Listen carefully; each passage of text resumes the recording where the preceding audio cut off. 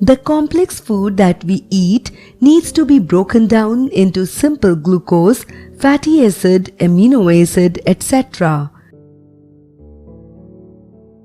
Only then our body can absorb these liquefied nutrients and use them. This process called digestion happens in the digestive tract that starts from mouth or the oral cavity and ends at the anus.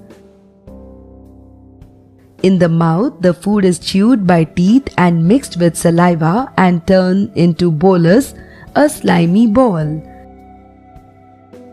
Then through pharynx it enters esophagus.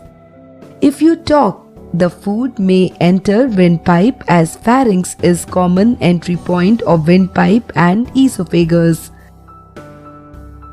Peristalsis of digestive tract and slimy mucus keep pushing food throughout the digestive tract. Stomach disinfects food and prepares the food for chemical treatment with hydrochloric acid. It also digests protein and little bit of fat. Around 6 meter long small intestine completes the rest of digestion with the help of enzymes it produces and also the enzymes from the pancreas and bile juice from the liver. Large intestine also absorbs the nutrients. So around 1.5 meter long large intestine basically absorbs water out of undigested food.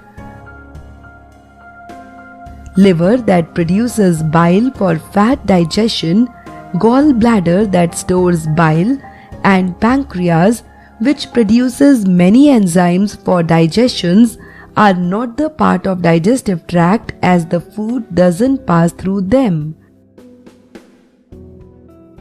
As digestion is a chemical process, absence or lack or even excess of any chemical involved in it may cause some problem.